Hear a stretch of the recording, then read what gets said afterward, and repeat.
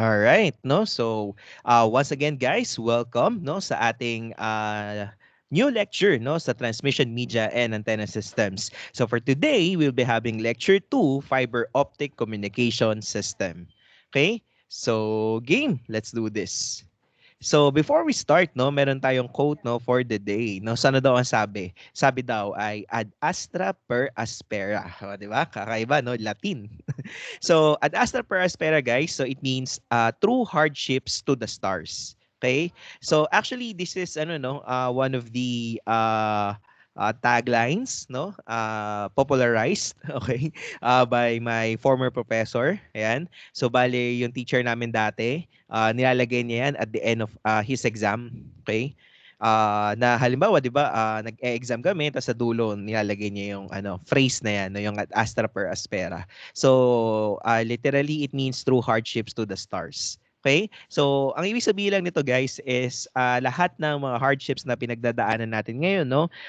Lahat 'yon nakaka-contribute no sa ating journey towards our success. Okay? So, bagay na bagay, 'di ba? So, sobrang hirap ng exam, tas sa dulo ayun yung nakasulat. Okay? Ayan, no? All right. So, what will be our lesson objectives? No? Ano yung mga pag-aaralan natin for today? So, medyo madami, guys. But hindi natin to dadaanan lahat. Okay? Because some of them are really just self-explanatory. So, babasahin nyo na lang. No? So, bale, for the rest of the period, you'll be reading itong PowerPoint natin. At the same time, yung may a-assign akong chapter sa book natin na babasahin nyo. Okay? So next week, we'll be starting another lesson, and the week after that, midterm exam na tayo. Okay, so medyo ang bilis, no? All right. So, ito yung mga lesson objectives natin. So, let's run through them really quick. So, define what is a fiber optic communication system. Okay, enumerate the advantages and disadvantages of using fiber optic communication system. Okay, discuss the brief history of fiber optics. Okay, understand the various theories of light. Okay, discuss the different properties of light, solve problems involving reflection and refraction. Okay, define and discuss fiber optic cables, understand the concept of total internal reflection. Okay, and then we're gonna define the various optical fiber parameters such as critical angle and numerical aperture. Okay, we're gonna understand the concept of modes, define what is an index profile, understand the different losses, and discuss splice, optical transmitter, and optical receiver. Okay? So all about fiber optic communication system. So yung previous na pinag-aralan natin, 'di ba? Transmission lines, no? So basically this is yung transmission line is a transmission media, right? Specifically, guided medium. So ito yung second na guided medium na pag-aaralan natin in our course, no? Kasi after this one, we're gonna proceed dun sa wireless na. Okay? Hanggang sa dulo na ng semester, no? So pag-aaralan natin ay wireless com na. Okay? So, ito yung wired siya. Pero basically, hindi as in copper wire yung ginagamit natin, but an optical fiber. So, pag-aaralan natin yun. Okay, so what is a fiber optic communication system? So a fiber optic communication system is a system wherein electrical signal is converted to an optical signal, and then you're gonna send the optical signal over an optical fiber and then convert the optical signal back to an electrical signal. Okay, so on your screens is the basic black diagram no, ng isang fiber optic communication system. Okay? So, kumbaga, instead of current, okay, ano yung type ng signal, no, na ginagamit natin dito, no? So, optical signal. But specifically, what do you think? Okay, anong optical signal 'yon? Yung ginagamit natin sa fiber optic communication system. So, tingin nyo guys. Okay, light.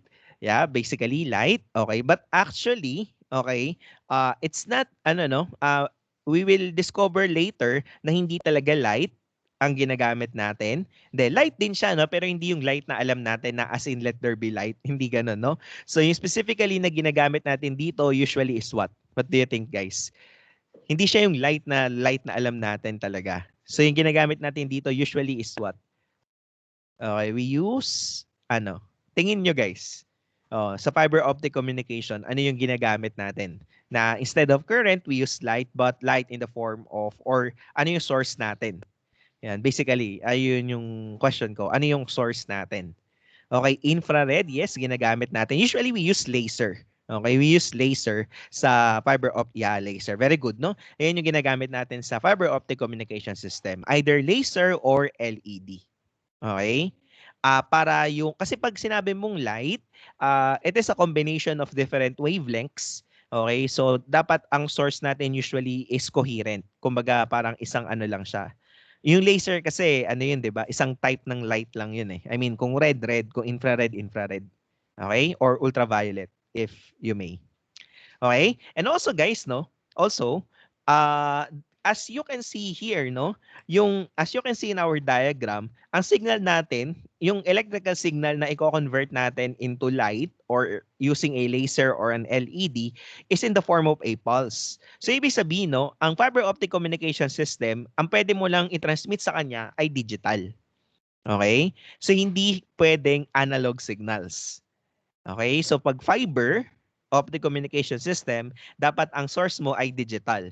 So specifically, no, kung naalala nyo pa yung pinag-aralan nyo dun sa digital comms last semester, what type of digital modulation ang gagamitin natin sa isang fiber optic communication system? Tingin nyo.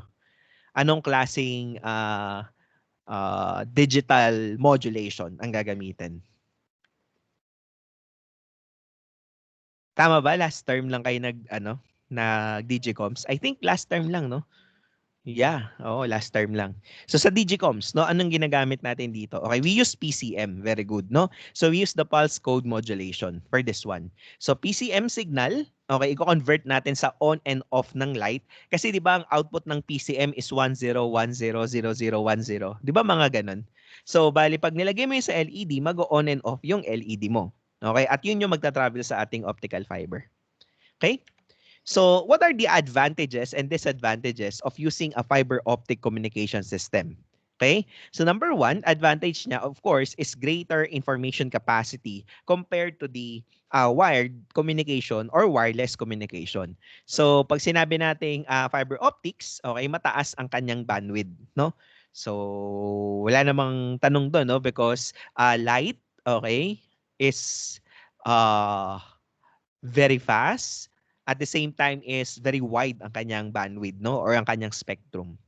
So immunity to crosstalk and immunity to static interference, ito ay present lang kapag ka ang signal mo ay kuryente.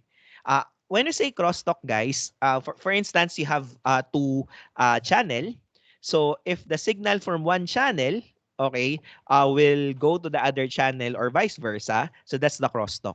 Okay, so interference siya actually. 'Di ba ganun yung definition natin na interference? But it happens on two wires or two wires na magkadikit.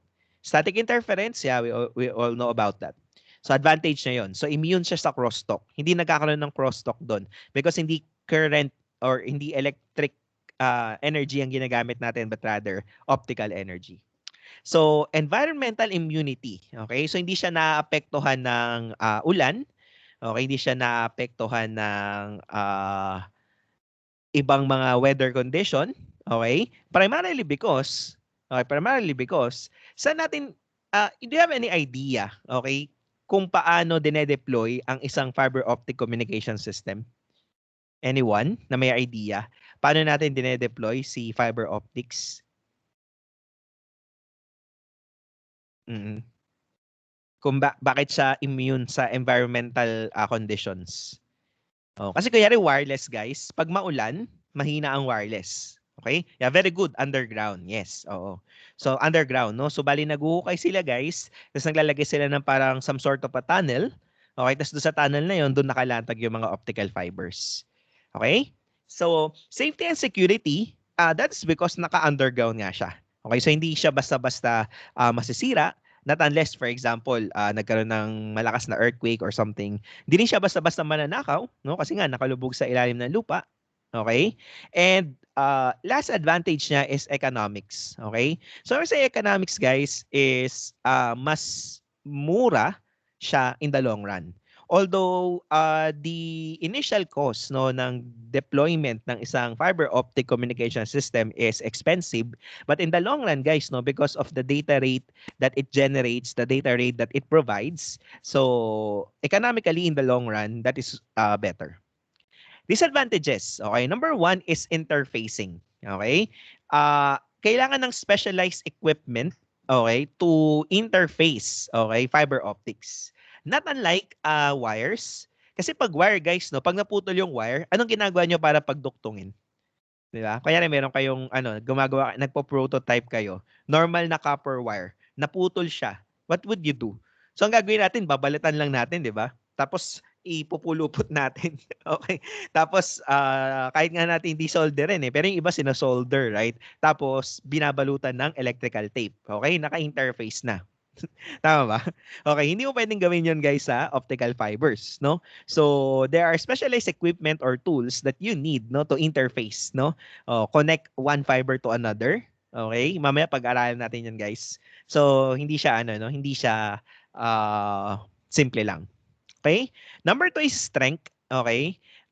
One reason kung bakit nakalubog siya underground is hindi siya kasing strong ng mga wires because it is made of what? Pag sinabi nating fiber optics, guys, tingin nyo, gawa saan yung mga fiber optic cables? Oo, gawa sa glass or plastic na parang glass. Yeah, very good. Glass or plastic na parang glass. Alam nyo yun? Okay, mga brittle. Okay, brittle siya. Yan. So that's the idea. So brittle, fragile. Okay? So that's why the strength is the disadvantage. Okay? And of course, since naka-underground siya, no, yung electrical power niya, no, so kailangan meron tayong remote electrical power for that to operate. Okay? And last, nabanggit ko na to sa interfacing cost, no? So disadvantage niya ay kailangan ng specialized tools, specialized equipment, and of course, specialized training. Okay, kasi hindi lahat, okay, kunyari pagka-graduate nyo guys, hindi pa kayo pwede na mag-operate, mag-maintain, or kahit na ma-involved no sa optical fibers, no? So hindi pa, no? Hindi siya tinuturo sa school. Okay? Hindi rin ako marunong yan personally. Okay, so specialized training ang kailangan. All right? So, I still remember, no, when I took my OJT, there's a guy there na wala siya masyadong ginagawa, guys. Majority of the work sa PLDT nun, kami gumagawa, mga OJT, tsaka yung mga technician na nandun. Okay?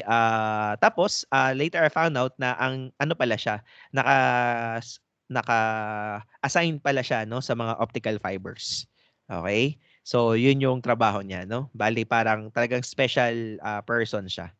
Ganon.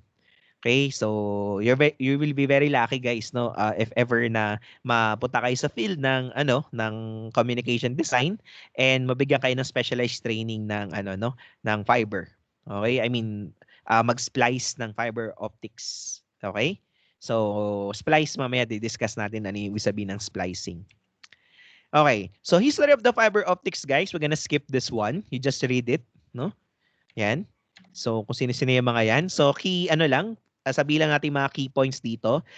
The term fiber optics, no, is coined, okay, by Narinder Singh Kapani. Okay? So, he's the father of the optical fiber. Ayan, no, si Narinder Singh Kapani. Okay? Parang trivia, no? Sino ang nag-coin ng term na fiber optics, no? So, si Narinder Singh Kapani. Okay? But the main optical fiber that we use right now, the design that we are using right now, is developed by Charles Cow and George Hockham. Okay, so ito sila guys dati. Yan, ito sila ngayon, no? Yan, matanda na. So, sila yung nag-develop, no, ng design na ginagamit natin ngayon sa optical fiber. Yung pinaka-final design. Yung may core, tapos may cladding. Okay? So, theories of light, again, sabi ko nga, no, most of the things here, we're gonna skip it because babasahin nyo lang naman siya. No need to really dwell on this. So, read this, guys, no, after ng discussion natin. Okay? It's just saying that, yung light natin, maraming theory, no? Pwede daw silang particle, yan. pwede silang wave, okay, pwede siyang electromagnetic wave, or pwede siyang quantum, something like that, or photon. Okay? So, you just read the theories of light. Okay, now let's talk about the optical spectrum. Okay? So optical spectrum, parang frequency spectrum guys, no? Yung may mga, kung natatandaan nyo pa, no, from your principles of communication, no? Yung mga VLF, mga LF, HF, UHF, VHF. Di ba may mga range ng frequencies yon? So dito sa optical spectrum, we don't use the frequency, but rather we use the wavelength. Okay? So, for instance, no, we have the infrared. So, ang infrared range is from 770 nanometers up to 1,000 micrometer. Yan, so, that's the range of infrared.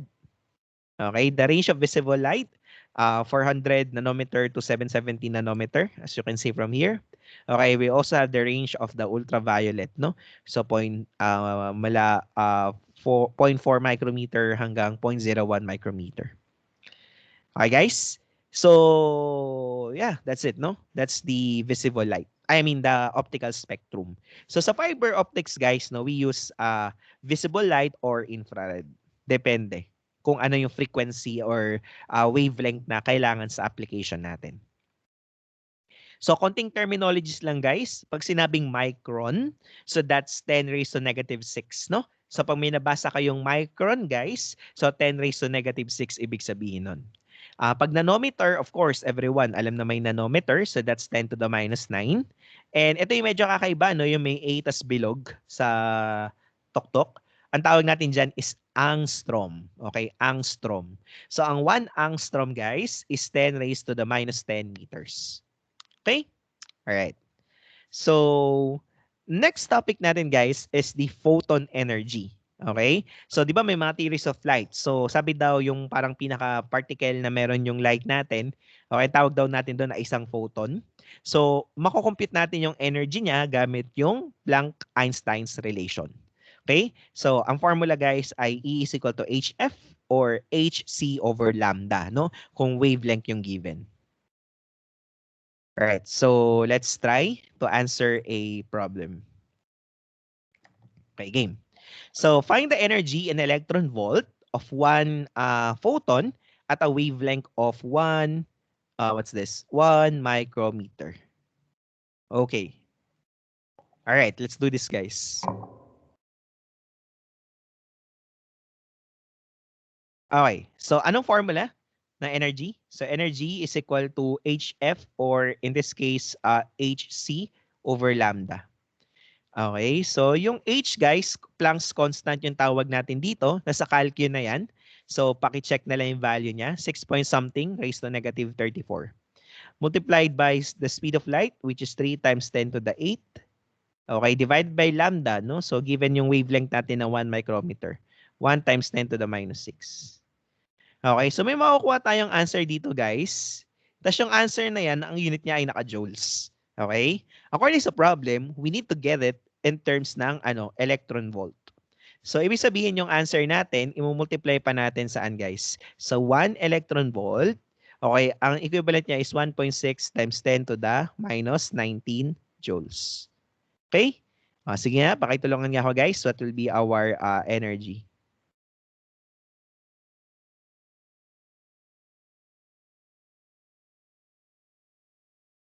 Okay, yung H, again, this is called as the Planck's constant.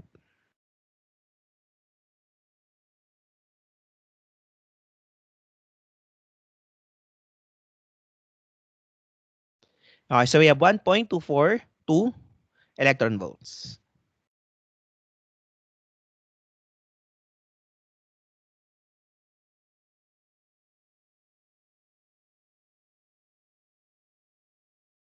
Okay, so very easy lang, right?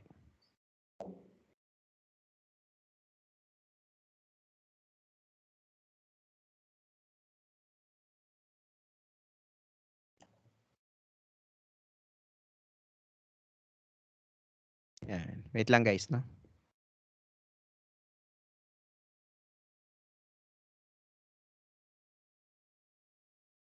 Ayan. Okay, ang pangit nung background ko kanina nabubura ako eh. Alright. So, game. Let's continue, guys. Okay. So, now let's talk about, okay, reflection and refraction. Okay? So, ano yung reflection natin? So, when I say reflection, guys, no? Uh, anyway, ganito na lang. Ito yung mga definition niya. You just read it later. Okay? Let us see na lang dito kung ano yung ibig niya sabihin. Ayan. Okay? So, itong nasa taas, guys, uh, we have, ito, ano, no, this is the ray of the light, okay, or the optical signal. So basically, it will, if the ray will strike, okay, your boundary, ang tawag doon ay incident ray. Okay, nakikita guys? So ito yung ray of light natin, no? So pag nag-strike siya dito, so tawag natin dito ay incident ray. Ngayon, if it will not enter the second boundary but rather reflect, okay, ang tawag natin dito ay reflected ray.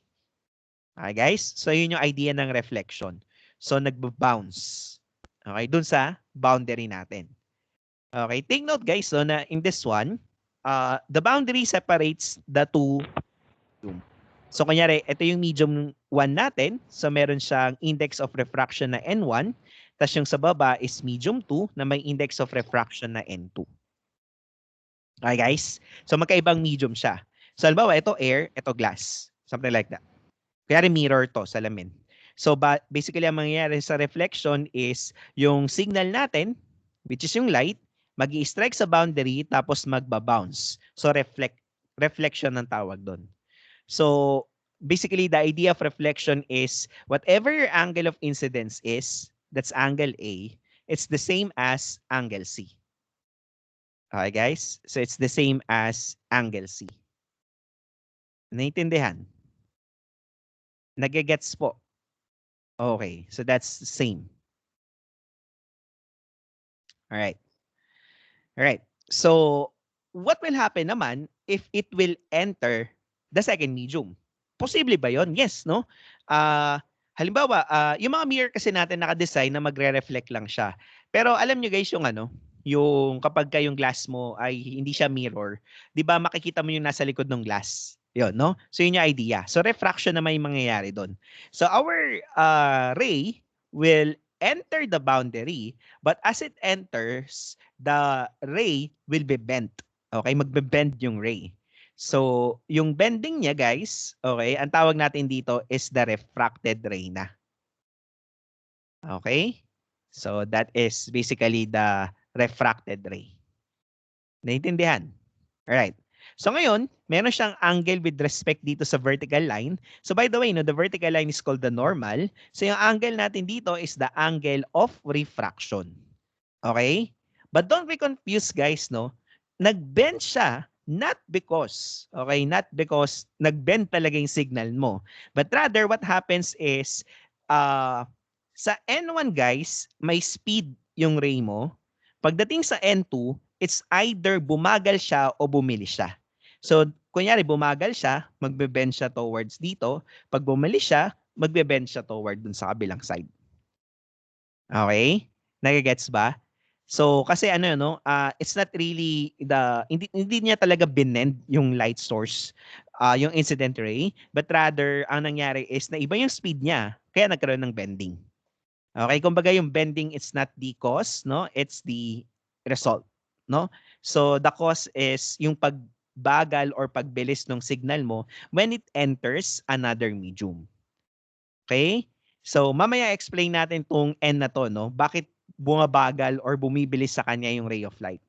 So, ito yung palatandaan natin dito, guys. If N1 is less than N2, ibig sabihin yung angle of refraction is less than incident angle. So, parang ito yung nangyari dito, guys, no? So, di ba yung angle A is the incidence angle? Mas maliit sa kanya yung refracted angle. So, ibig sabihin, mas mababa, okay, yung index of refraction nung N1 kaysa sa N2. Okay, on the other hand, okay, kapag ka naman mas mataas ang index of refraction ng N1 compared sa N2, so magbe-bend naman to away from the normal. Okay, the refracted ray is greater than the incident angle.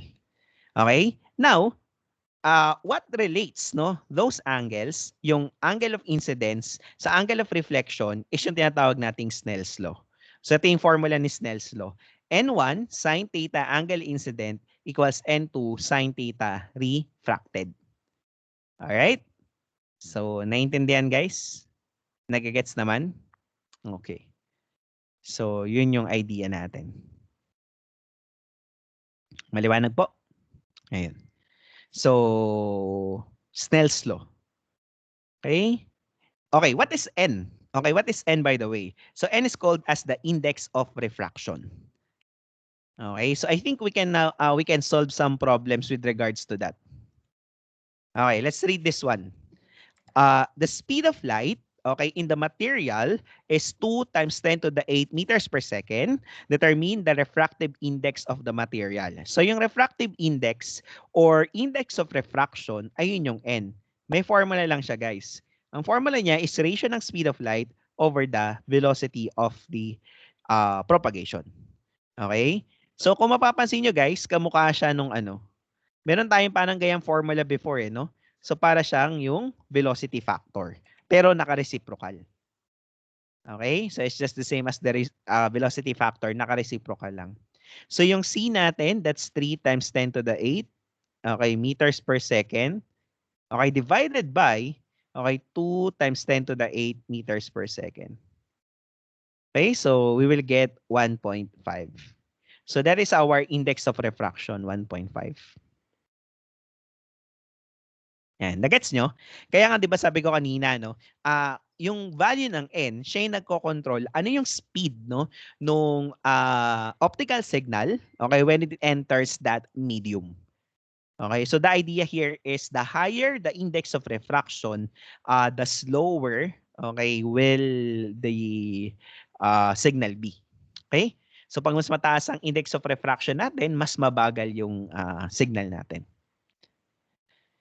Okay? Sige. Let's try to answer this one. Light travels from air into an optical fiber with an index of refraction of 1.44. If the angle of incidence on the end of the fiber is 22 degrees, okay, what is the angle of refraction inside the fiber? So for this one, we're gonna use the Snell's law. So we have N1, okay, sine theta 1, sine theta incident in this case, ay equals sa N2, okay, sine theta refracted. Okay? So may mga values tayo, no? So again, pag sinabing air, hindi na sasabihin to or ibibigay guys, no? So yung index of refraction ng air is equal to 1. Okay? So just put 1 here. Tapos sine ng angle of incidence which is what's that? 22 degrees. So 22 degrees. Okay? Ay equal sa N2 which is 1.44. Okay, tapos sine ng angle of refraction na hindi natin alam yung value. Okay? Sige nga guys, paki-solve yung angle of refraction natin. Take note guys na it's not advisable to use the shift solve function here because there's a possibility that the calculator will return a wrong answer. So if that's the case sa Snell's law, very simple lang naman. So mano-mano na lang yung pag-solve nyo. So what's our angle in this case? The angle of refraction.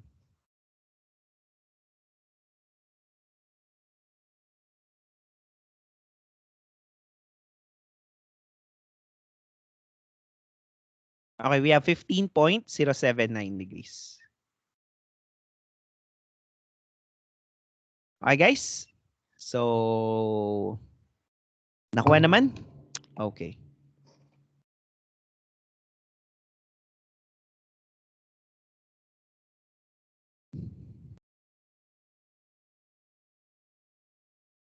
Now, so we are done with the light. Now, let's talk about the optical fiber.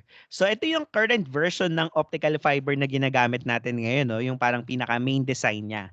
So, ang main design niya, it has two different parts, the core and the cladding. Both of them are cylindrical in shape and made of glass or plastic. Tapos meron tayong coating or buffer to protect the cladding. Okay? So ito yung itsura niya. Ito yung different configurations na meron siya. So it's either we use plastic for the core and the cladding at the same time, or we use plastic core and glass cladding, glass core and plastic cladding, and glass core and glass cladding. Okay, so ito yung mga different combinations, no? Yan. But at the end, no, of the day, ang importante dito guys is the core and the cladding. Okay, not really the buffer. Although it's important as well to protect your fiber, no, from scattering of the light. Okay? Pero ang pinaka main talaga na part niya is the core and the cladding. Okay. So ito yung mga definition niya guys. You just read it, no? Okay, afterwards. Okay? So now, we have a question here. So paano ba nagta-travel ang light, no, sa isang optical fiber? Okay? So yung light natin, nagta-travel siya in that way. Okay? Nagta-travel siya in that way. So pag ganyan. Okay, guys? So ganyan siya, no? Yan. So keep the figure in mind. Okay, now let me ask you, no? Anong ano 'yun? Anong type ng optical phenomenon ito? Dalawa lang naman yung pinag-aralan natin so far, 'di ba? Na optical phenomenon, right? So it's either reflection or refraction. Tama? So what do you think yung ganyan? Nagba-bounce eh. So that is reflection. Tama?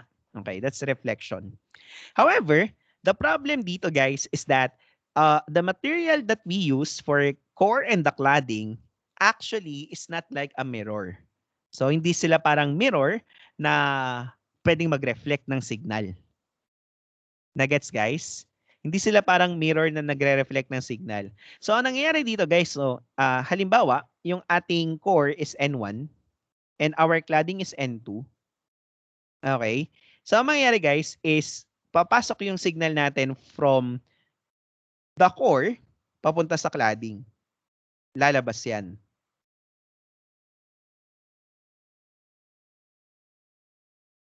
Okay guys?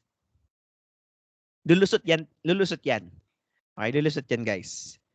Okay? So, hindi kasi siya reflection. No? So, kaya lulusot siya. So, what do you think will happen? No? Ano kaya ang pwede natin gawin para maiwasan natin na lumusot yung signal natin?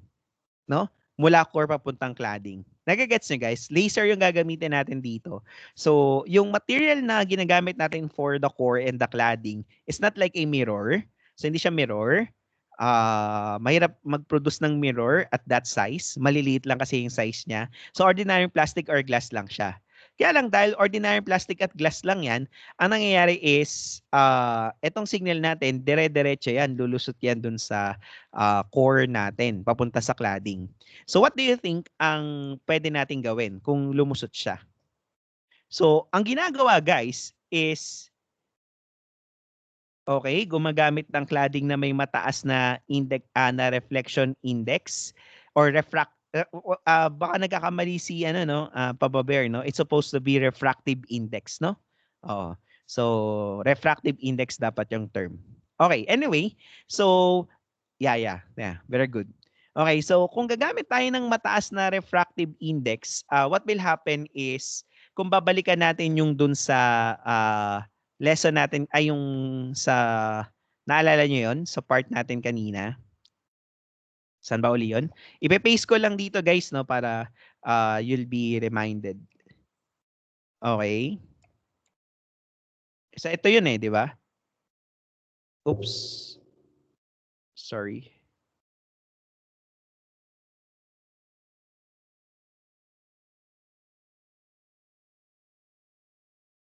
Okay, ito siya. Okay. So, if N1, okay, if N1, sorry, sabi kasi ni Papa Bear, gagamit daw ng mataas na refractive index sa cladding. So, ibig sabihin, N1 is less than N2. If N is less than N2, guys, ang mangyayari, mabebend siya papunta rito. Tama? Kasi mas malaki ang mangyayari, magiging mas malaki to compared dun sa isa eh. So magbe-bend siya towards the 90 degrees pataas. I mean, towards the normal. Okay? So pagka ganun guys, ano mangyayari doon? Di lalong hindi siya ano no? Lalong hindi siya papasok sa core mo. So anong gagawin natin? Ano dapat ang gagawin? Very good yung nasabi ni Papa Bear, no? Kaya lang medyo may mali ng konti. So, can somebody modify his answer? Okay, no? So, siya na din ang nag-correct kasi mga hindi nyo ano, hindi nyo daw naintindihan ng kanyang kagalingan, no? So, siya na ang nagtama, no? Mga classmate mo, no, binigyan mo na nga ng clue, no? Hindi pa nasagot, no? Okay. Iba talaga pag si Papa Bear ang bumanat. Very good, no? Dapat mas mababa, okay? Kasi kung mas mababa siya, anong mangyayari? Oh, ang bending niya would be away from the normal. So, papunta dito. So, ngayon, pag sinobrahang taas mo siya, ang mangyayari guys is magbe-bend siya, no? Mula itong kulay blue natin, no, magbe-bend siya hanggang doon. Okay? Na mistulang ano na siya. As if mukha siyang ano, kahit na refraction siya. Kasi sobrang bending yung nangyari eh. O, 'di ba? Mukha siyang ano na, parang reflection na, very good. Kahit na refraction talaga siya. Na-gets? Because of the idea, no? O, pwede na pumalit kay Charles Cao to, tingin ko, no? Si Papa Bear, no? Ba, naisip niya yun, no? Na kailangan, ano, no? Oo, refraction siya na parang reflection. Very good. Okay? Very good, no? So, ang galing, no? 'Di ba? Kahit ako hindi ko maiisip 'yun eh. Oh, pero si Papa Bear talaga naisip niya, no? Oh, so pwede na 'tong pumalit kay Charles Cow, no? Ayan. Okay. So, 'yun yung ano, 'yun yung contribution ni ano no, ni Charles Cow tsaka ni George Hackham. Sila yung nagdagdag nung cladding. Kasi ang problem nila dati, ang design ng optical fiber core lang. Nung core lang yung design, okay, ang nangyayari minsan lumulusot yung ano, lumulusot yung ray of light palabas. So nagkakaroon ng losses. So hindi nagiging sustainable ang fiber optic communication. Now, they have now the idea na pag dinagdagan mo siya ng cladding na mas maliit, okay, ang index of refraction compared sa N1, ang mangyayari guys is magkakaroon siya ng refraction pero parang reflection. Very good. Okay? Naintindihan niyo guys? So that's why, no? Okay? When we will be asked, no, how does the light travel in an optical fiber? So the answer is, okay, we have the total internal reflection. Okay? So ang total internal reflection guys is actually yung signal natin is ibe-bend natin, no, ng 90 degrees. Okay? Mula dun sa original niya. Okay? Yan, 'di ba, 'di ko na i-change share screen, no? 'Di ba diretso siya diyan? So bali magkaka-form ng 90 degrees doon. Okay, ibe-bend mo siya. Okay? So more than 90 degrees of course yung bending niya, no? But with respect dun sa original line mo, original trajectory mo, 90 degrees doon. So pag ganun na nangyari guys, misto lang magiging reflection siya kahit na refraction pa lang. So ang tawag natin doon sa case na yun, may name yun, no? That is the total internal reflection. Okay? So, ayan, di ba? Total internal reflection is the angle of incidence is large enough to force the refracted ray to bend 90 degrees with respect to the incident ray. Okay, di ba yun yung incident ray natin kanina, yung projected. Ibe-bend mo siya ng 90 degrees. Okay, so that's the idea.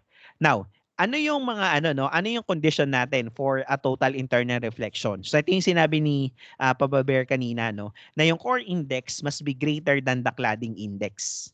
Okay, dapat mas malaki yung N1 compared sa N2. Okay? Tapos dapat yung incidence angle mo, okay, is greater than or equal sa critical angle. Okay? Kasi kahit pag masyado namang maliit, guys,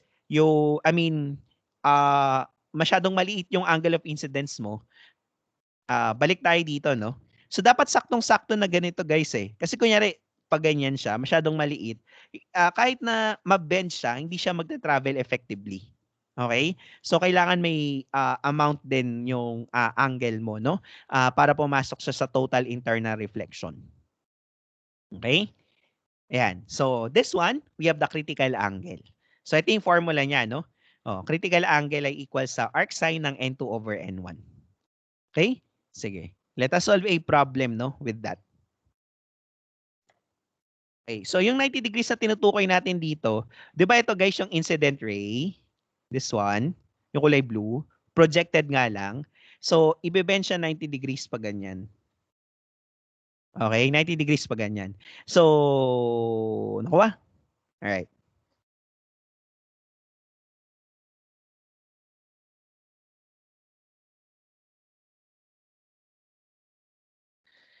Okay, let's try to answer this one. A fiber has an index of refraction of 1.6, okay, for the core and 1.4 for the cladding. So calculate the critical angle. So direct substitution lang sa critical angle, guys, no? So theta C, okay, is equal sa arc sine, okay, ng ano, N2 over N1. Okay, by the way, paano malalaman yung N2 tsaka N1 dito? Okay, so ang N1, guys, yun yung laging core, ha? N1 is the core and N2 is the cladding. So kung nalilito kayo guys, kung ano yung core and cladding, kasi nalilito ako dyan dati, no? So, di ko alam, tuples lang ako, no? Kaya nalilito ako dyan. So, nilagyan ko ng palatandaan. Ang core, guys, ay isang syllable lang, kaya N1 siya. Ang cladding, no? Cladding. Yan, cladding. So, dalawang syllable siya, kaya N2 siya. O, di ba? Nice. Good. Ganda, boy. I like your style. Okay, no? So, N2 over N1 to, di ba? So, yung N2 natin is 1.4 divided by 1.6. Okay? So, what is our theta C, guys? What is our critical angle? Sir, para saan ba yung critical angle na yan? Explain natin mamaya. So, we have 61.045 degrees. Okay? So, what's the purpose of the critical angle? So, yung purpose ng critical angle natin, guys, dapat yung incidence angle mo mas malaki dyan for you to proceed, no, to what we call as the total internal reflection. Okay? So, di ba dalawa yung ano natin sa TIR, condition natin sa TIR, para magkaroon ng total internal reflection. Ano ba yung total internal reflection na yan? Ito yung sinabi ni ano kanina, no? Ni Mr. Abelara kanina. Tama ba siya nagsabi nun? Na parang refraction siya pero parang reflection. So, dapat ang N1 mo must be greater than N2. At yung pangalawang condition mo naman is the angle of incidence, guys, must be greater than the angle of the critical angle. So, para maging total internal reflection, guys, no? So, dapat yung angle of incidence natin is greater than 61.045. So, let's try this one, guys. Okay, a fiber has an index of refraction of 1.6 for the core and 1.4 for the cladding. Okay, so calculate the angle of refraction for an angle of incidence of 70 degrees. Anong formula nito? Anong gagamitin natin dito, guys? Anong law? Kasi refraction ang hinahanap angle of refraction. So Snell's law. Okay? So Snell's law, we have N1, okay, sine theta 1 is equal to N2 sine theta 2. Okay? So ano yung N1 natin, guys? 1.6. So 1.6 sine ng, okay, angle of incidence ay 70 degrees. Okay? So lagyan ko ng specific name, no? Hindi lang simply 1 and 2.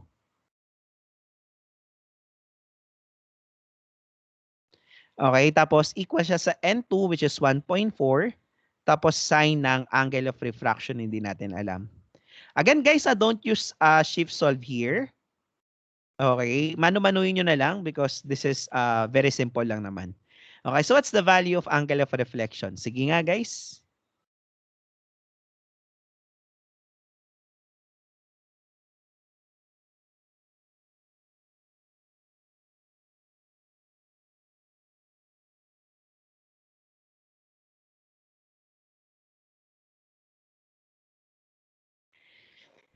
Sige nga, anong makukuha natin?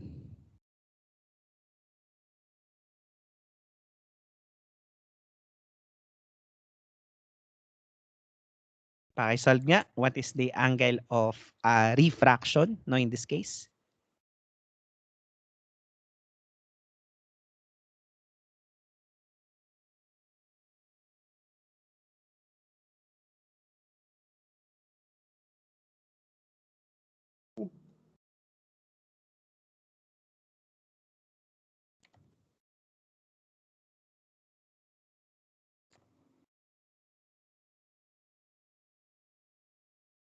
Hoy! Ano na? Ba't ang tagal? Anong makukuha? Okay, so anong lumabas? Anong na-solve nyo? Okay, we have math error. Okay? Yan. So pag math error, ganyan ang sagot. Ha? Kailangan ganyan. Okay, pwedeng may bilog yung mukha. Yan. Okay, yan, ganyan. O kaya wala. Pwedeng wala din. Okay? So pag math error, yan ang sagot. Okay, so sa exam, ganyan ang isasagot niya. De, joke lang. Okay, so bakit nagma-math error? No? So what's the reason? Okay, what's the reason ba't siya nagma-math error? Okay, let's look at this. Let's see the critical angle. Okay, critical angle na solve na natin kanina, right? But solve na lang natin siya uli. Critical angle is equal sa arc sine ng n2 over n1. So that's 1.4 over 1.6. So ito yung 61.045 degrees. No? So ito yung previous problem. Okay, since, since, okay, n1 is greater than n2 and, angle of incidence is greater than the critical angle. Di ba? Because the angle of incidence, guys, is 70 degrees. So, mas malaki siya kay 61.405. So, therefore, no, since these two conditions are met, so ano na situation natin? So, the optical fiber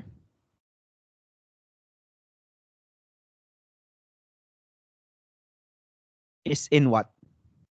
Ano na situation natin? Kasi itong dalawa, di ba? Ang N1 mo is 1.6. Greater naman siya ng 1.4, di ba? Tapos itong 70 degrees, greater naman siya ng 61 point something. Okay? So, ibig sabihin, no, ang fiber natin is naka-TIR. Okay? Naka-total internal reflection na siya. Okay? So, kung naka-TIR na siya, ano nga uli yung sinasabi natin pag naka-TIR, guys? So, pag naka-TIR, ano nga uli yung sinabi ni, Sinabi ni Mr. Abelara kanina? Pag naka-TIR na?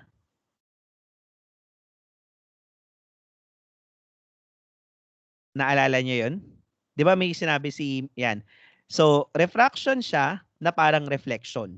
So, ibig sabihin, refraction na parang reflection. Eh, di ba pag reflection, saan equal yung angle? Naalala pa? Di ba binanggit ko yun kanina? So, pag reflection, saan equal yung angle of reflection? Sa angle of incidence. So, our answer here is 70 degrees.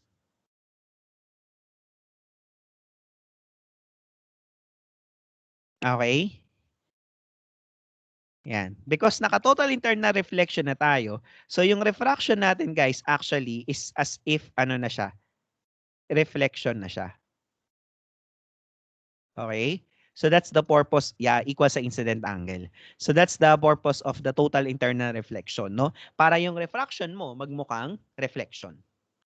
Okay, guys? Naintindihan ba? Okay.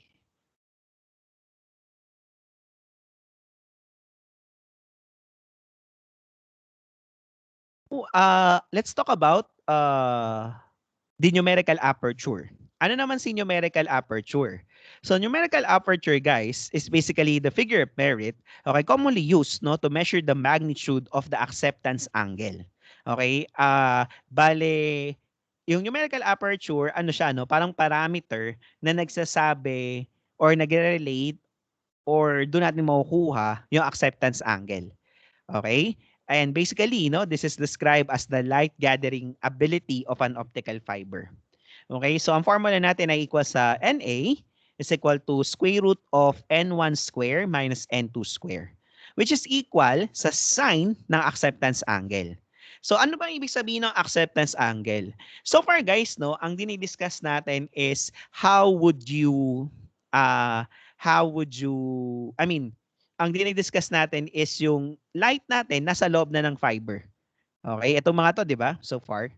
Yan. Yung analysis natin dito, nasa loob na ng fiber yung light natin. So, ngayon, yung acceptance angle deals with the position of your laser or your LED, no? Para pag kinopol mo siya or kinonect mo siya sa optical fiber mo, no? Saan mo siya ilalagay? Para you're sure na papasok yung ilaw sa loob niya. Okay? Doon papasok yung idea ng acceptance angle. Okay? So, typo lang to guys, no? Supposed to be theta A. I don't know pa naging theta C. Theta A to ha. So, yung theta A guys, ito yon. Okay? Pag dinoble mo siya, you'll be getting the acceptance cone.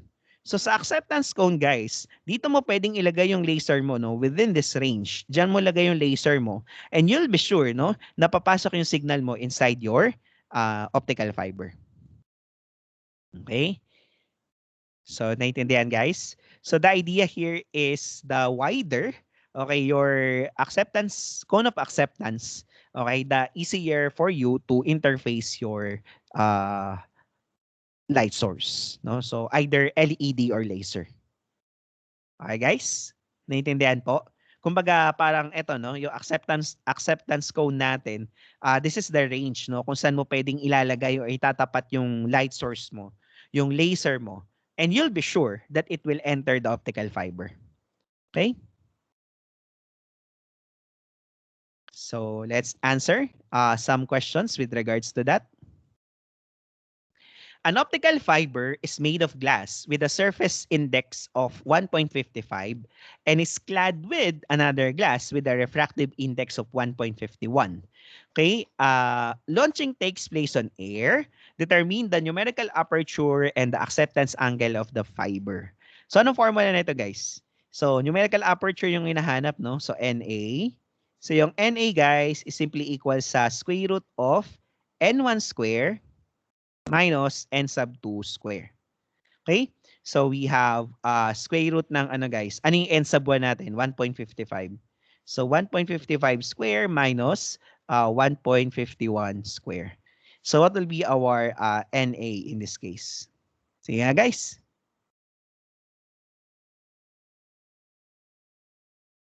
Okay, we have 0.350.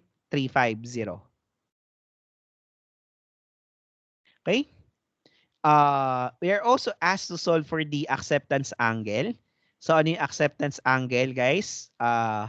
Sin theta, bali theta A is equal sa arc sine ng 0 point ng NA. So in this case, acceptance angle natin is simply the arc sine of the numerical aperture which is 0.35. Okay, so what is the acceptance angle guys?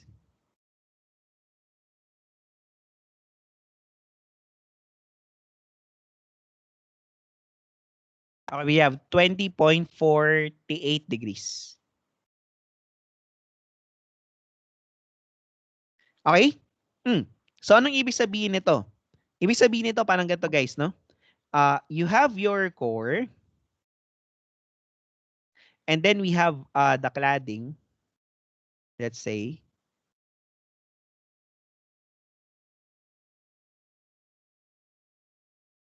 Okay, tapos ang nangyari is galing dito sa gitna. May paganyan tayo, no? Okay, ito yung angle of acceptance.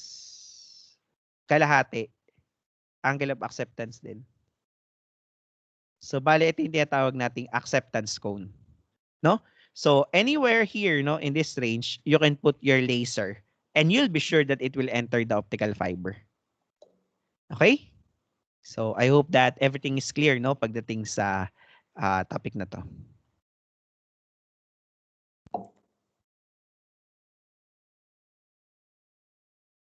Okay, now let's talk about mode. So ano naman yung mode, guys? So yung mode, it means path or ways that the light may travel into the optical fiber. Okay? Kung ilan yung possible ways, no, na daan, 'di ba, meron kang light source. So syempre iba-iba yung launching mo, right? Iba-iba yung launching angle mo. So depende sa launching angle, no? So as you can see dito, guys, no, there are more than one paths that the light can take. Okay, so meron tayong dalawang main classification with respect sa mode. So naintindihan na guys pag sinabing mode. So like for example dun sa figure sa baba, yung paths A, B, and C. So tatlong path na pwedeng daanan ng signal natin. So ng optical signal natin, modes po yung tawag doon. So sa drawing sa baba guys, we have three different modes. So we have two major types of that. We have the single mode and the multi-mode. So pag sinabi natin single mode, no, isang path lang yung dadaanan niya. Pag multi-mode, more than one paths ang pwedeng daanan ng light source mo. Now, I have a question, guys. Ano ang mas maganda? Single mode or multi-mode, no? In that application or in that sense. Ano ang mas better? Tingin nyo, guys. The single mode or the multi-mode, no? So kindly type your answers in the chat, no? Yan. I'll be away for a while. Inom lang ako ng water, no? Wait lang. Type niyo answer niyo pagbalik ko that may mga answer kayo, ha? So again, that's the question, no? So ano yung mas maganda and why? The single mode or the multi-mode? Okay? So siguro in 2 minutes.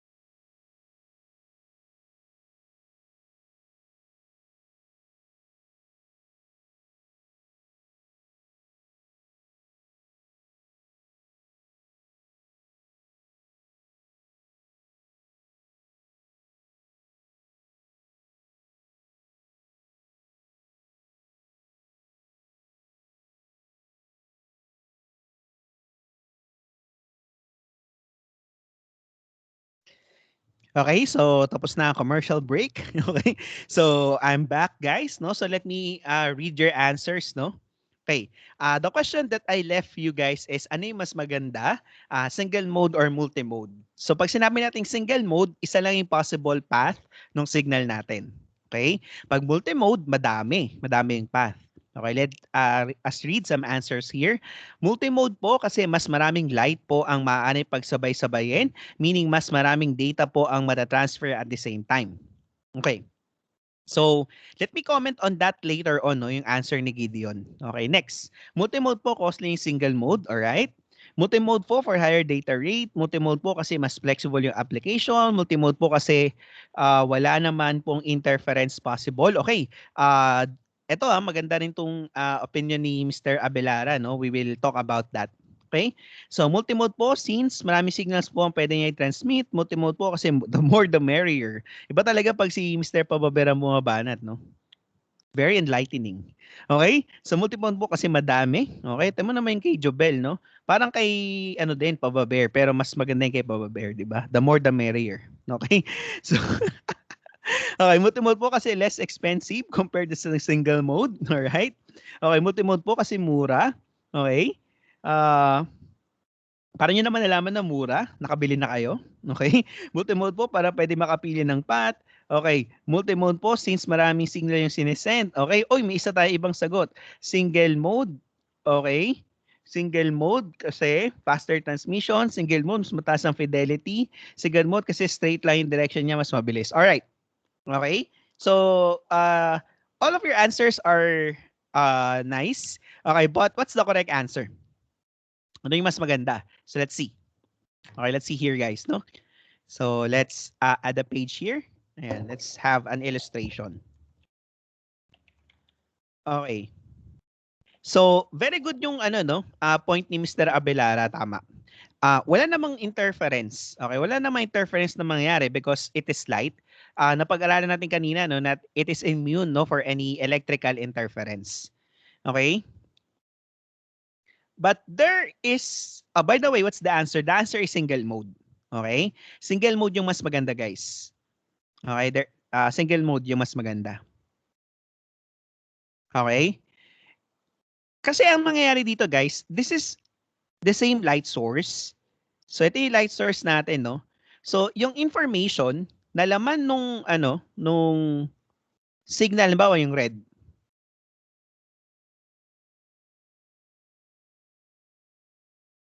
Okay? Yung signal na laman nung red is technically the same sa signal na laman ng sa signal na laman ng blue sa signal na laman ng green. Okay, pare-pare siya mga yan. So, halimbawa, this is a multimode, no? So, tatlo yung possible paths natin.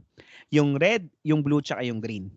So, walang kaso yun, no? Kahit na ganyan, kasi walang interference nga because light yan. Walang interference na mangyayari.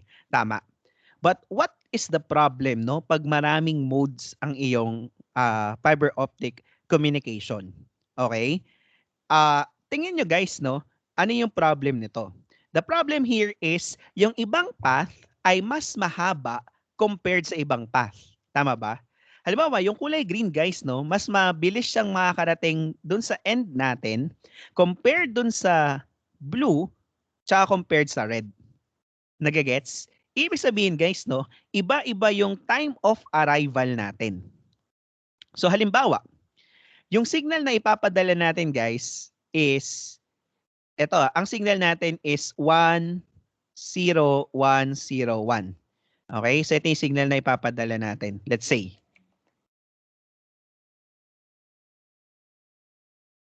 Tama ba? This is 1, 0, 1, 0, 1. Okay, correct. Eh, signal na ipapadala natin, guys. Okay? So, since mauunang makarating yung green, so nandito na siya, no? So, we have 1, 0, 1, 0, 1. I mean, 1, 0, 1, 0, 1. Okay? Mauuna siyang makarating kaysa sa blue. Pag dumating na yung blue, guys, dito na siya, no?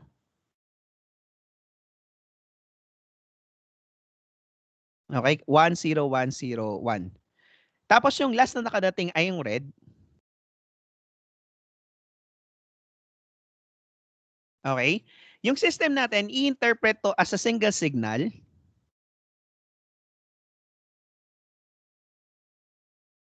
Okay. So, ang pagkakaintindi ngayon nung receiver mo, ang pinadala mo ay 1, 0, 1. Nagagets nyo guys? Kasi iba-iba yung time of arrival ng signal natin eh.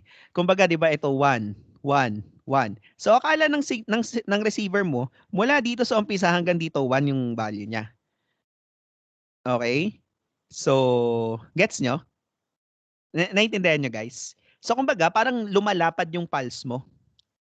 Because iba-iba yung time of arrival ng signal natin. So, that's the problem sa multimode. So, the problem sa multimode, guys, is iba-iba yung time of arrival ng iba't ibang mga modes. So, the idea is, yung pulse natin, mag-i-spread siya. Okay? So, that's the problem. So ang tawag natin dun sa problem na yon is yung modal dispersion.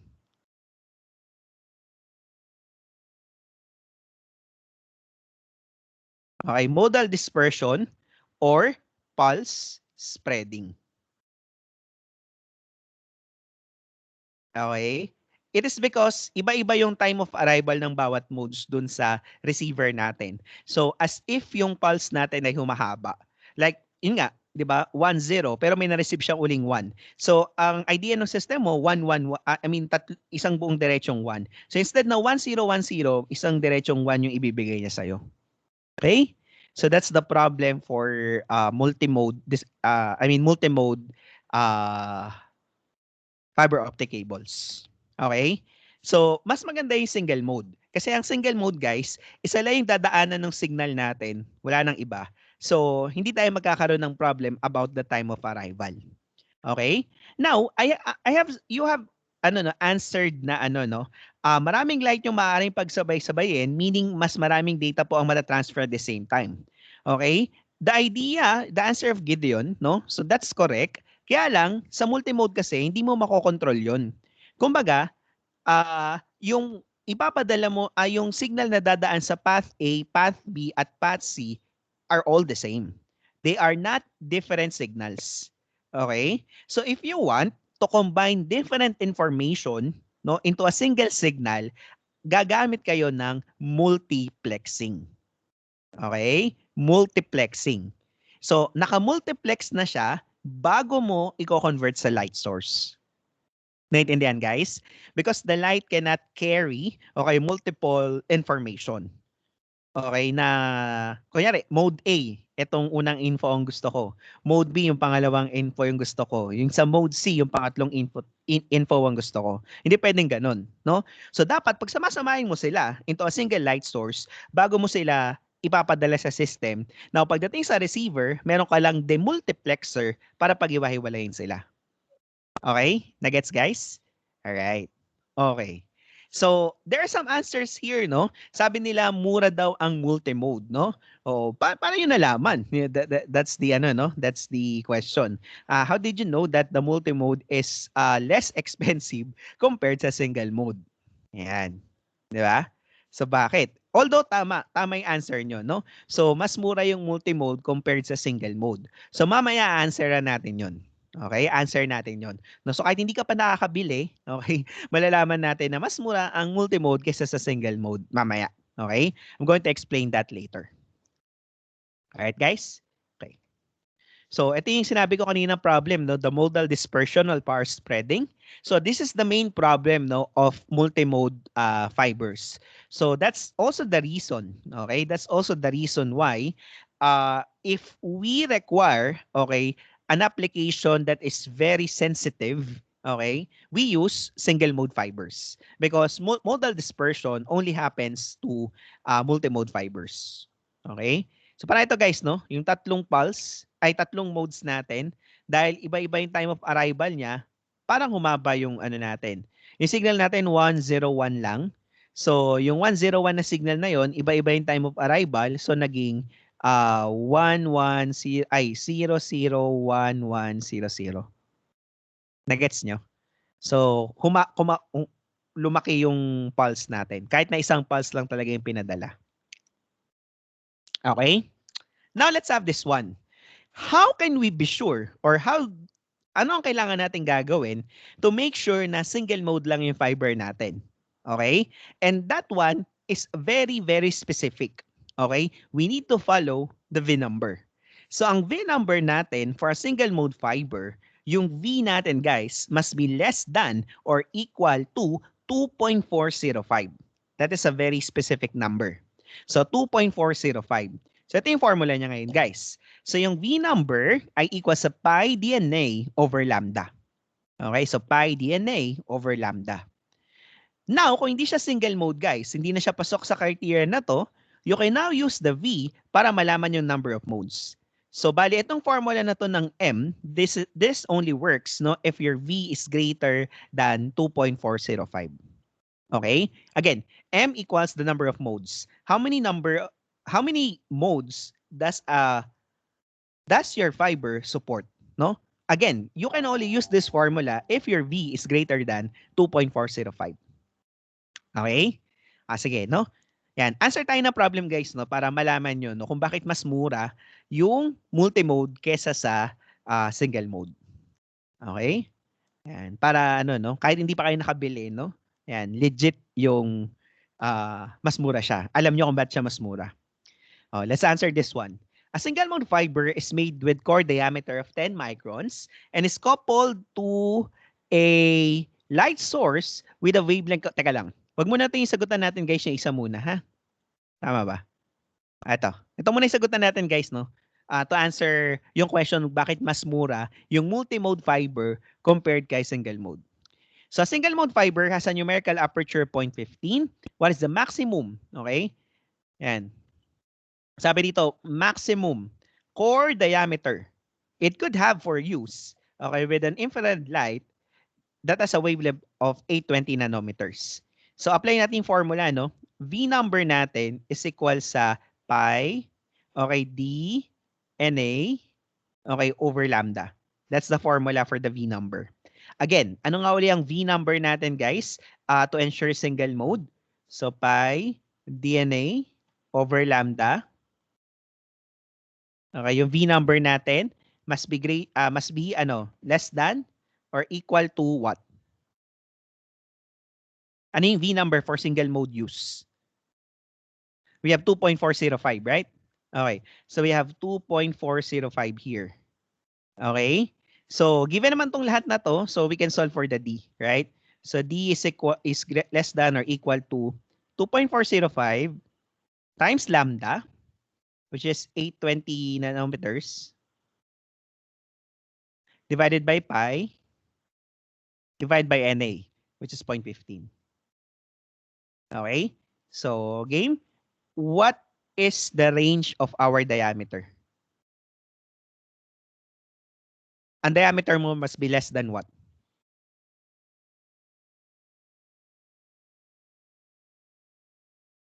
Pag kinompute.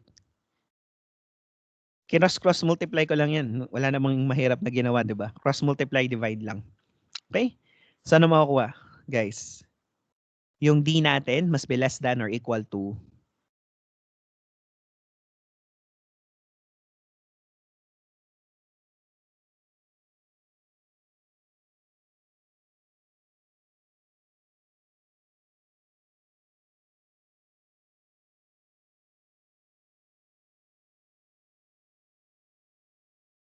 ano lalabas? Paki-compute. We have 4.2 approximately. Gawin natin 4.2. So we have 4.2 microns. So micrometer. Okay? So here's our range. So ngayon ang tanong, guys, is the maximum. So what's the maximum, guys? What's the max?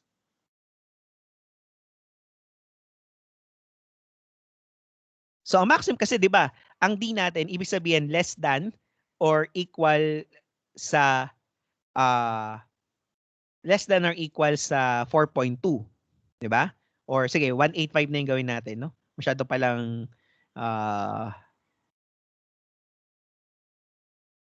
okay. So yung D natin must be less than or equal sa 4.185. So ang D max mo yung 4.185. Naiintindihan, guys? Kasi ibig sabihin ng less than ng 4.185 mula 0 hanggang 4.185. Okay? So here's your diameter. 4.185. So ibig sabihin hindi ka pwedeng lalagpas ng 4.185 for your diameter. Imagine, guys, 4.2 micrometers. That's the diameter of your fiber. Okay? Imagine how small is that. Bawal lumagpas, no, ng 4.185. So pwedeng less than 4.185 pero bawal lumagpas ng 4.185. So ibig sabihin, to construct, okay, a single mode fiber, you should have a very, very precise diameter for your core. Naiintindihan, guys? So, and syempre, high precision comes with high price. 'Di ba? Kasi kung gusto natin na saktong-sakto yung diameter natin, okay, hindi lalagpas ng 4.185, okay, we need to have a fabrication na very, very exact and specific as well. No? So nag-gets nyo na guys? So the problem for the single mode fiber is it's very hard to construct. Okay, dahil kailangan very specific ang diameter natin according dun sa paggamit natin ng V number. So naintindihan nyo na guys? So kasi pagka multimode siya, 5 micrometer. Gawa ka ng 5 micrometer. O yun, multimode na yun. Di ba? Multimode na yung 5 micrometer. Okay, walang problema. Hindi siya, kahit na maging 5.4 yun, o kaya 5.3 yun, o kaya 5 point something yun, walang problema. Ito, sakto dapat, 4.185. Pwedeng less than.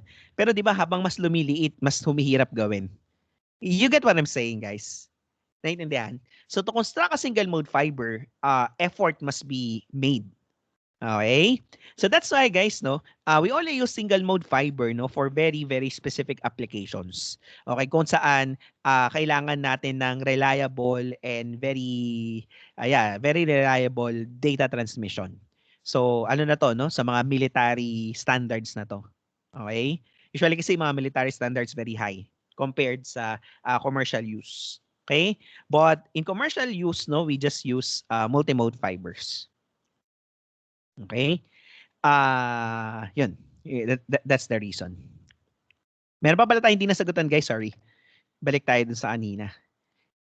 So, yun na. So, although there's a problem of modal dispersion, okay, okay lang naman yun. Okay, okay lang naman yung modal dispersion. What do you think is the solution, guys, for modal dispersion? Kasi kunyari it's very expensive no to use optical fiber na single mode. So mapipilitan tayo mag multi-mode. So kaya lang may problem ng modal dispersion. What do you think is the solution for that? Sige nga. Yan. So natanong to sa board exam guys, no? Yan, there's a question sa board exam before. Ano daw yung solution, no? Sa modal dispersion ng multi-mode fibers. Galing, no? Oh, kaya maganda din ang yan. Sige, isipin nyo guys yung answer. So, kung bagay yung subject natin ngayon yung transma, siguro around 80% ng ECE board exam nandito sa subject natin. Okay? So, yung mga students natin before, no, nung nag-board exam sila, hindi na sila masyadong nahirapan sa ESAT, no? Kasi mostly na-discuss na natin dito sa transma. Okay? So, that's why guys, no, every time, I really want to handle this subject no para kahit papaano I can help no sa boards. Okay, sure. Yeah, very good. That's the answer sa board exam. Okay? So multimode fibers can be used even if there's modal dispersion. Okay, just use it in short distances only. Kasi kung short distances guys, kahit na iba-iba yung time of arrival niya, kung maliit lang naman yung distance guys, the time difference in the arrival is unnoticeable. Nagets nyo guys? Pangit lang siya kapag gumamit ka ng multimode fiber. Pangit lang siya pag masyadong mahaba. 'Di ba? Kasi pag masyadong mahaba, obvious yung time of arrival, yung time difference. Pero kung maliit lang yung mga distances, let's say 1 kilometer, 'di ba? So 1 kilometer guys is very small distance. Okay, compared mo doon naman sa bilis ng light, 'di ba? So yung time difference ng arrival nila hindi masyadong halata. Pero kunyari 100 kilometers guys. Yan, yung mga backbone cables na. Ayan. So medyo na yun, noticeable na yung time difference niya. Okay, very good. That's the answer, no? Sa board exam question na yun. Yan. Okay, pero kagandahan naman doon sa board exam, may choices naman yun, di ba? So pag binasa mo yung choices, ayan yung parang pinaka may sense, di ba? Na you shorten the distance, okay, of the multimode fiber and masasolve mo na yung problem ng modal dispersion. Okay, so let's answer this one. A single mode fiber is made with core diameter of 10, coupled to a light source with a wavelength of 1.2 micron. Its core glass has a refractive index of 1.55. Determine the cladic index required for a single mode propagation. So for this one, sa mga ganitong klaseng problem, assume natin na saktong 2.405 na si tawag dito, si V number. So pi DNA, so pi D is 1.2 times 10 to the minus 6. Okay, NA, hindi natin alam, over lambda. Lambda is, mali ako, no? Diameter natin is 10 microns pala. Okay, over 1.2 microns. So 1.2 times 10 to the minus 6. Okay, multiply by the numerical aperture. Eh di ba may formula yung numerical aperture? Square root ng n1 square. So 1.55 square minus 1. Oops, minus n2 square.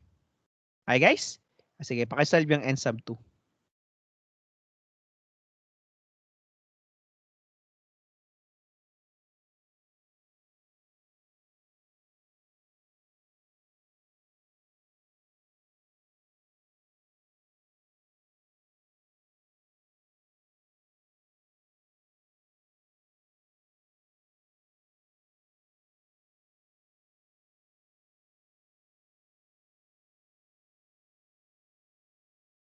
Anong lalabas guys? N sub 2.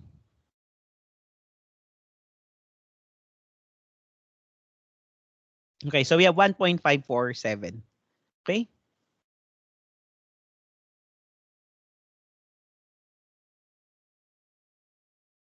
All right.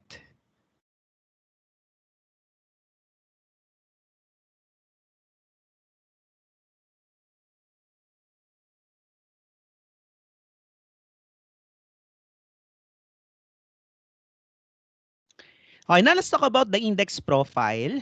So basically, the index profile, guys, is a diagram, okay, that gives us the idea, okay, of how the index of refraction changes from the core to cladding. Okay? So, abrupt ba yung change? Kasi 'di ba, parang kanina, 1.55 tsaka 1.44. Let's say, wag na 1.547.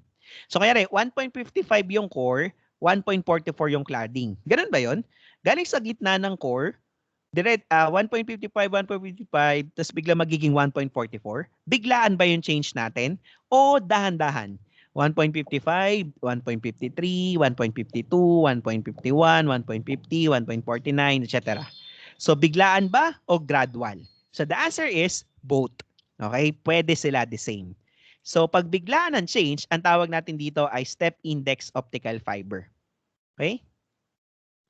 So there's abrupt change, no, from the core index to the cladding index, biglaan, no? So step index ang tawag natin doon. Okay, so pagbiglaan yung pag-change. Kaya lang syempre, pangit yung no, biglaan yung pag-change ng optical ay ng index of refraction. So that's why meron tayong tinatawag na graded index naman. So ang graded index guys is yung center ng core, siya may pinakamataas na index of refraction as it moves outward, no, papunta sa cladding, paliit ng paliit yung ating index of refraction. Okay guys? So nagagets? Okay. So mixing and matching, no? So we'll be getting this. Okay, multi-mode step index, multi-mode graded index, and single mode step index. Walang single mode, guys, walang single mode na graded index. Okay? So according to our note, among the configuration, the single mode step index is the best. Okay? And the multi-mode step index is the most economical. Okay? So another improvement, no, ng multi-mode is by using a graded index profile. So ang index profile guys, ano lang yan, no? Siya yung nagsasabi ano yung pagbabago nung ating index of refraction from core to cladding. All right? Okay. So now let's talk about the different fiber optic cable losses. So we will just run through this guys, no? Kasi ano naman to, babasahin lang actually. Kumbaga parang something that you should know. Okay, pero wala namang masyadong concept na. So attenuation, we all know that attenuation, ano ibig sabihin? Pag result ng pag-loss sa signal energy. Okay, as the light travels farther away from the source. Okay? Next natin guys is absorption losses. So it is similar to the copper loss. Kung naalala nyo pa sa transmission lines, di ba ang copper loss ang nangyayari is yung current natin nagiging heat, di ba? Kasi nagiinit yung copper. So, ganun din yung absorption loss. Kaya lang nangyayari naman dito guys is yung ilaw inaabsorb ng mga impurities, no? Like the ultraviolet absorption, infrared absorption, or ion resonance absorption. So, inaabsorb nila yung heat, okay? Yung light and kino-convert sa heat. So, ang tawag natin dito is absorption losses. So, may loss na yung signal natin once na dumaan siya sa optical fiber. We also have the material or Rayleigh scattering losses. So, nangyayari dito guys, di ba? Ito, yan. Bumabanda-banda yung signal natin, right? Once they hit, okay, an impurity, okay? This impurity is different from the impurity earlier, no? So, ito ay mga submicroscopic irregularities, okay, na na-form during sa pag manufacture ng cable. So, ito mga to guys, pag tumama yung ilaw sa kanila, magi-scatter.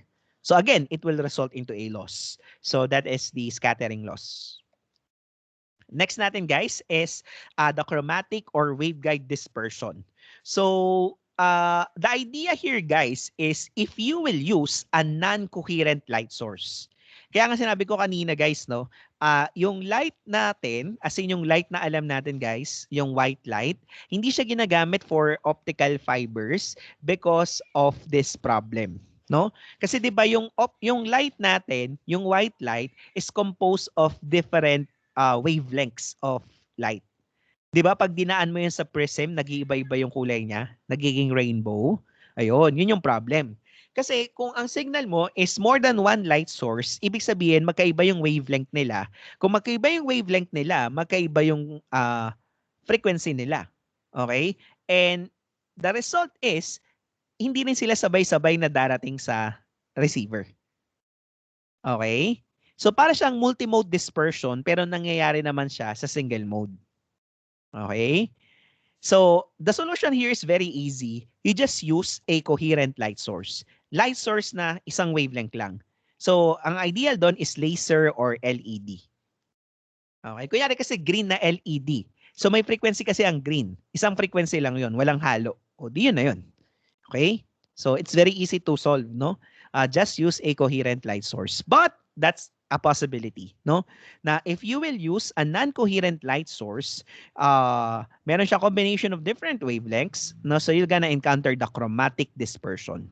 So ang keyword natin is chromatic because colors, right? So if your light has different wavelengths, ibig sabihin iba-iba yung kulay niya. Okay? Radiation losses naman guys, it's because of the small bends and kinks in the fiber. So yan. No, so pag na-bend yung fiber mo o meron kang imperfection inside, yan, no? Yan. So pwede siyang mangyari during manufacturing or during handling. Okay? So hindi naman maiiwasan yung mga ganyan, no? So sa pagma-manufacture, kapag hina-handle, yan, no? So because of that, nagkakaroon tayo ng radiation losses. Modal dispersion, we have discussed this earlier, no? So hindi na natin masyadong discuss. It happens on multimode fibers, guys, no? Because the time of arrival of the different modes differs, no, at the receiver. Okay, coupling losses, guys. Ito ay pag kino-connect mo na yung optical fiber mo, no? So sorry, mali ito guys ha. Supposed to be light source to fiber. Ha? Paki-correct na lang. Light source to fiber. Fiber to fiber. Fiber to photodetector. So yung mga connections mo na yun, pag may problem, that will also result into a loss. Okay, ito yung sinasabi ko kanina, no, splice. Splice yung term natin, no, pag pinagko-connect natin yung dalawang optical fibers. Okay? So the term that we use is splice. So pag pinag-connect mo siya, okay, yung parang ginagawa natin guys, 'di ba? Yung pinupulupot natin or sinosolder natin and then binabalutan natin ng electrical tape. Okay? So hindi mo pwedeng gawin sa fiber 'yon, guys, no? So for optical fibers to connect them fiber to fiber, we call them as splice. So ito yung mga possible na coupling losses, no? So lateral displacement, gap misalignment, angular misalignment, or imperfect surface finish. So either of these four, pa nagkamali ka, okay? So it will result to loss, no? So coupling losses yung tawag doon. Okay, we also have the waveguide dispersion. Okay? So Bale, sa waveguide dispersion, guys, dumadaan yung signal natin dun sa, I think may mali ako dito, no? Dapat chromatic lang yung term natin. So, paki-correct na lang, ha?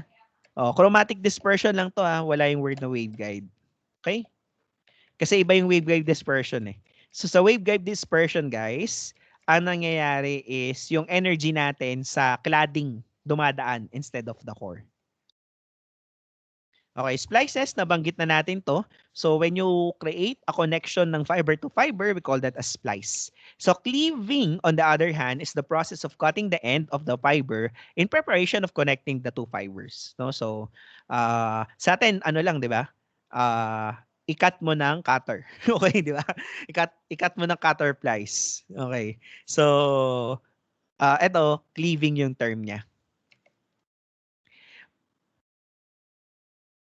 Oo, wavelength pala. Okay, wavelength. No, supposed to be wavelength dispersion. Thank you, no, Mr. Pababer, the idol. So dapat wavelength to, guys, hindi hindi waveguide. Okay? Oo nga kasi 'di ba, chromatic. Oh, ang galing talaga. Idol ko talaga to si Pababer. Siguro naiinis na to sa akin ba naman to, Sir Tim? Oh, waveguide daw. Oh. Okay. Wavelength guys. Thank you, Mr. Pababer, no? Okay. On the other hand, guys, we have the connectors. If you don't want the connection to be uh to be permanent, no? So you're gonna use connectors, no? So a fiber optic connector is dematable, okay? That permits coupling of optical power between two optical fibers or two groups of fibers, no? So either use SC connector or ST connector. Okay, optical transmitters, no? So nabanggit ko na to kanina, you either use LED or laser. Okay? So, 'di ba we use the term bandwidth, no? Sa communications. So dito, guys, line width yung ginagamit natin for lasers and LEDs, no? So instead na bandwidth, we use the term line width. And also, we have the optical receiver. Okay, yung optical receiver naman na ginagamit natin is the pin diode or the avalanche photodiode. Okay, so para silang LDR. Alam niyo ba yung LDR, guys? Na kayo nun? Yung LDR, the light dependent resistor. So yung LDR, ayan yung ginagamit natin sa ginagamit natin sa mga, alam niyo yung mga self-turning on lights na pagkagabi na iilaw na yung mga ilaw sa poste. Yon, LDR yung gamit nila doon. Kaya lang yung LDR, guys, hindi siya ginagamit sa optical fiber, ha? Oo, kasi yung light dependent resistor para lang siya makadetect ng presence of light. So wala siyang high speed switching capability. Okay, so that's why we use either the pin diode or the avalanche photodiode. Okay? Tapos ito, guys, ito yung mga optical receiver characteristics. We will not discuss them, okay, one by one. We just read here, no? Ano bang ibig sabihin ng bawat optical receiver characteristic. Okay, guys? All right, no? So that's the end of our lecture for today. So thank you, guys. All right. Okay. So any question, guys? May tanong po ba? So I think I should stop the recording na, no?